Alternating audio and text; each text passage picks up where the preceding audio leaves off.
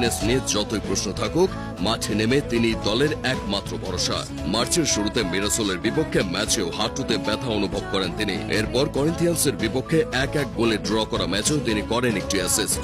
আনচেলত্তির যুক্তি, দলের প্রয়োজন শতভাগ ফিট খেলোয়াড়, কিন্তু প্রশ্ন থেকে যায় যে খেলোয়াড় 89 মিনিট মাঠে থেকে স্বাভাবিক গতিতে খেলে যাচ্ছেন, গোল করছেন, প্রতিপক্ষের রক্ষণে চাপ সৃষ্টি করছেন, ডিফেন্সেও কাজ করছেন, তাকে কি সত্যি আনফিট বলে দলে না নেওয়া যুক্তিযুক্ত? বিশেষ করে যখন সেই খেলোয়াড় ফিট না হয়েও অন্যদের চেয়ে ভালো পারফর্ম করতে পারেন। নেইমারের জন্য সময় বাঁধা। বিশ্বকাপের আগে শেষ স্কোয়াড ঘোষণা হবে আগামী 18 মে। তার আগে তাকে প্রমাণ করতে হবে যে তিনি ফিট, তিনি প্রস্তুত। নেইমারের স্বপ্ন বেঁচে আছে, কিন্তু প্রশ্ন হলো আনচেলত্তি কি শেষ পর্যন্ত তাকে ডাকবেন?